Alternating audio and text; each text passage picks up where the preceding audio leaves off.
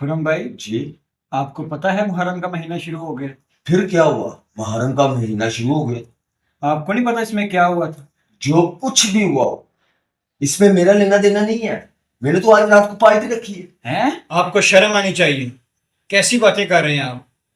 اہل بیت نے اس دن بڑی قربانیاں دی ہیں، امام حسین علیہ السلام نے اپنی گردن تک کٹوا دی۔ او زیدم بھائی، وہ تو ایک سیاست تھی، وہ تو کرسی کی جنگ تھی۔ خرم بھائی، آپ بہت بھٹکے ہوئے ہیں، آپ کو کسی بات کا علم نہیں ہے۔ آئے میں آپ کو شاہد کے پاس لے کے چلتا ہوں، وہ آپ کو ہر بات کا جواب دیں۔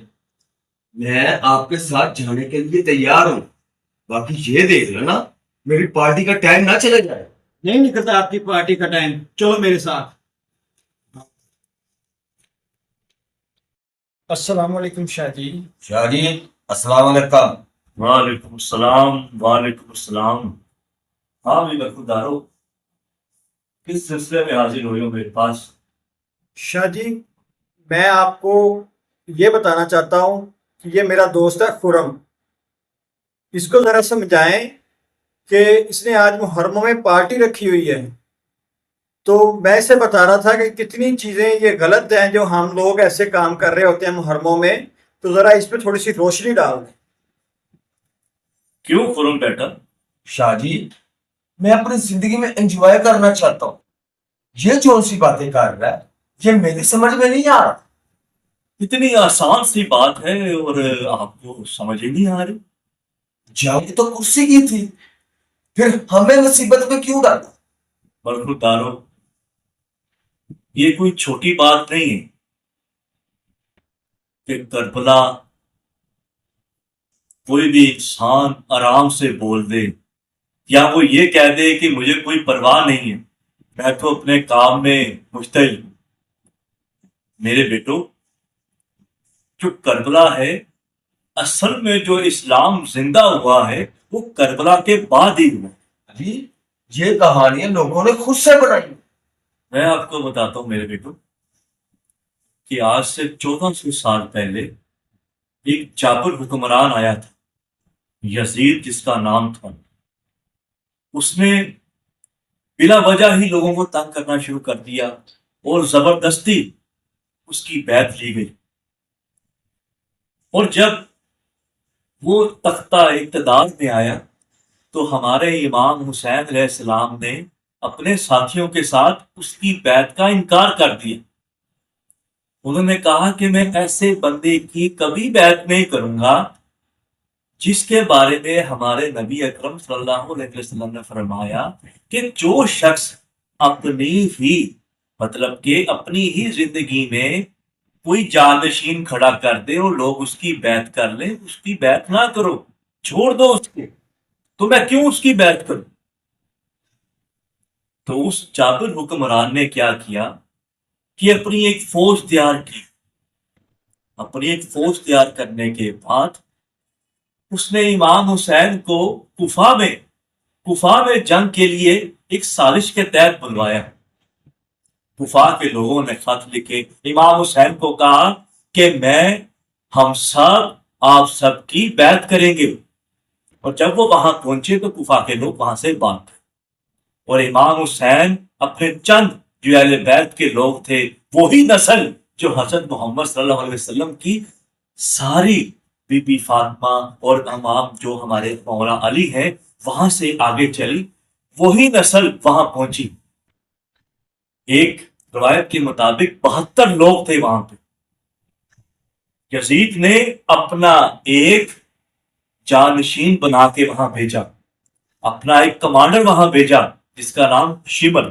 اس نے کیا کہ امام حسین علیہ السلام اور ان کے جتنے بھی ساتھ لوگ تھے ان سب کو بے دردی سے شہید کر دیا۔ آپ مجھے خود بتائیں کہ آپ کے گھر میں کسی کی موت ہو جائے تو کیا آپ اس دن میں یا اس دن کے دوران جب وہ سال بعد آئے گا تو کیا آپ پارٹی رکھیں گے؟ آپ کو کیا شرم نہیں آئے گی، خوف نہیں آئے گا، آپ کو درد محسوس نہیں ہوگا؟ تو کیا حضرت محمد صلی اللہ علیہ وآلہ وسلم ہمارے نہیں؟ وہ تو پورے جہان کے بلکہ 2 جہان کے نبی، ان کے نواسے کو بے دردی سے شہید کر دیا گیا، تو کیسا عالم ہوگا؟ گردن کاٹ دی گئی، نیزے پہ لٹکا دی گئی، باقی سب لوگوں کو شہید کر دیا گیا۔ پانی لینے گئے امام غازی، امام عباس پانی لینے گئے، ان کے دونوں بازو کاٹ دیے گئے، جو انہوں نے پانی کا ایک چھوٹا سا ایک چمڑے کا آپ سمجھ لیں کہ ایک گھڑا ٹائپ، وہ انہوں نے اپنے دانت کے اندر لیا ہوا، اس کو بھی تیر مار کے پانی کو ضائع کر دیا گیا۔ نمازیں پڑھنی تک مشکل کر دی گئی، خیموں کو جلا دیا گیا۔ کیا آپ کے ساتھ، کیوں خرم بھائی، آپ کے ساتھ یہ واقعہ ہو یا آپ کی فیملی کے ساتھ یہ واقعہ ہو تو کیا آپ اس دن پارٹیاں کریں گے؟ کہ آپ کے لیے یہ دن معنی نہیں رکھتا؟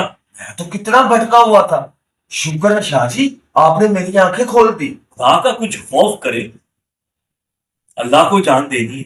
مسلمان ہو آپ سب، آپ کو چاہیے کہ جب یہ دن آئے تو آپ کثرت سے درود شریف پڑھیں، امام حسین علیہ السلام کی تعریف کریں، لوگوں کو بتائیں کہ انہوں کی قربانی کی وجہ سے آج ہم اتنے زیادہ مسلمان ہیں۔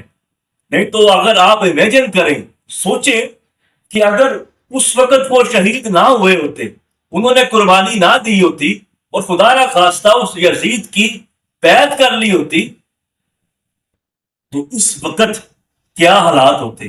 کیا وہ اسلام زندہ رہتا؟ کیا ہمارے تک حسین کے نانا صلی اللہ علیہ وآلہ وسلم کا اسلام پہنچتا؟ اتنی بڑی قربانی دی گئی کہ اپنی گردن کٹوائی گئی، خیمے جل گئے، پانی تک نہیں ملا، کھانے کو کچھ نہیں ملا، چند لوگ ہزاروں فوجوں کے درمیان ایک بے بسی کی عالم تھی۔ اور لوگ جو آج کے لوگ ہیں، آج سے 1400 سال بعد، وہ لوگ سمجھتے ہیں کہ کچھ بھی نہیں ہوا۔ خرم بھائی کوئی ہوش کے ناخن لے، کیا آپ اب بھی کہتے ہیں کہ آپ پارٹی کریں گے؟ ابھی نا، میں اب نہیں کرتا پارٹی، میری توبہ۔ بہت اچھے، بہت اچھے۔ آپ نے صرف یہی کرنا ہے کہ جیسے ہی محرم آتے ہیں آپ نے کثرت سے درود بھیجنا ہے، میں نے پہلے بھی کہا، اور نماز کی پابندی کرنی ہے، اور اپنے جتنے بھی رشتے دار ہیں، دوست احباب ہیں، سب کو بلائیں، اکٹھے ہوں، ذکر کریں، کربلا میں جو کچھ ہوا ہے اس کا ذکر کریں۔ یزید مردہ باد، حسین زندہ باد۔ زندہ باد جی، زندہ باد۔